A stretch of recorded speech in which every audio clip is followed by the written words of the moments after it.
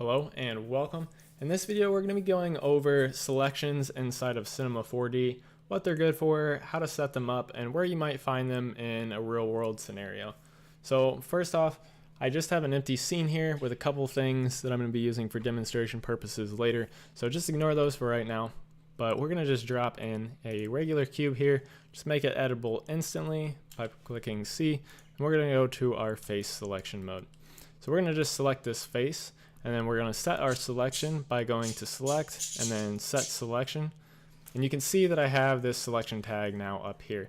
So it's got a few settings here. We're going to go over those here real quick. So if I click off, don't have anything selected, I can restore the selection just by clicking that button. I can select and hide the other faces of that object. If I actually were to click unhide polygons, I wouldn't be able to get those back. The way that you have to get those back is to go up to select and then unhide all.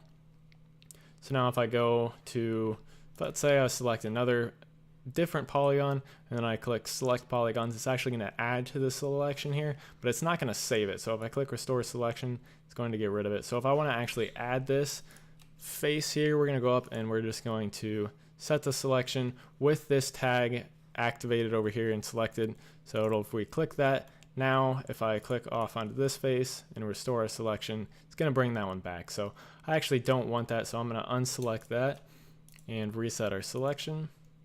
And as I just showed you, you can unhide the polygons, but you can actually hide them as well. Now if I click unhide, it's going to just hide and unhide the selection that we have set for that specific tag.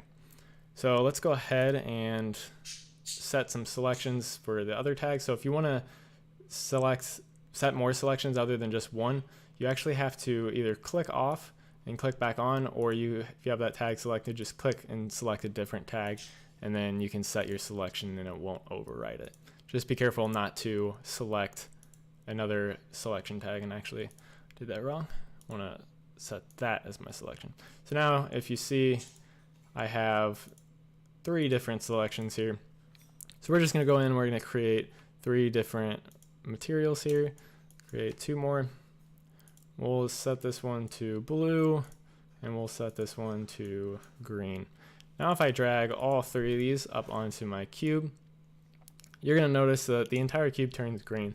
Now that's because this texture tag is the highest in the order here. So if I were to actually, let's go in to this specific texture and let's add some transparency, and not that, set it to right about there. You're going to see that my cube here has turned this tealish color, not this blue, not this green, but a mixture of the two. That's because it's layering them on top of each other.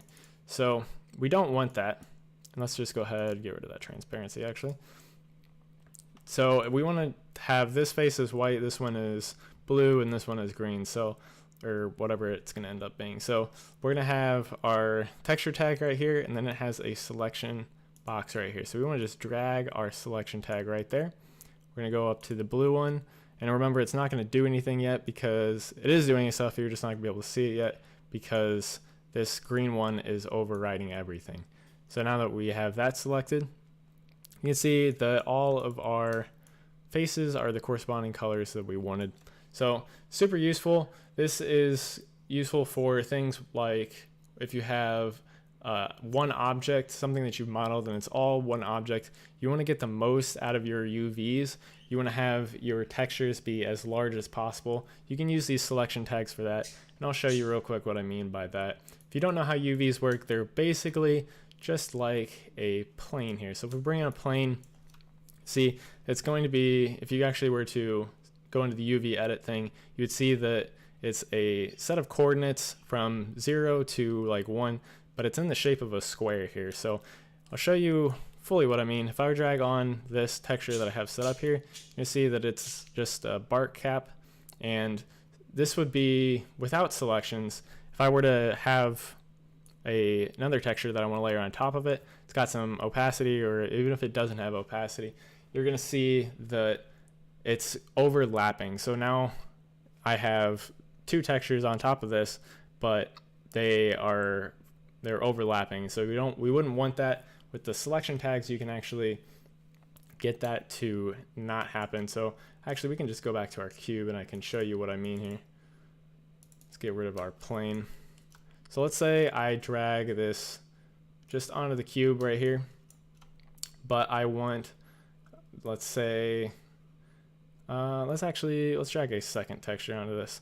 So let's say I just want this face right here, one that we've already selected, to have this texture on it. If I were to go onto that, you can see that now only this texture is on this face. So it's super useful for stuff like that. If I actually go down and I hide that, I unhide this, you see I have a model here that I brought in from SpeedTree. This is an example of somewhere where you would actually see it in action. So I have 5 textures on this, but only 4 selection tags. One of them is a bark detail map, so it's got some opacity, and it's using the same as the bark tag, or the same tag as the bark, which is right there. So let's actually go in and let's restore this selection.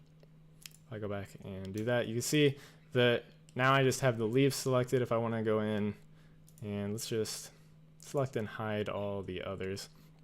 Now if I go back into object mode, super easy for if you want to just hide or solo certain things, you only want to work with a certain part of your model as well. You can do that super easy with this as well.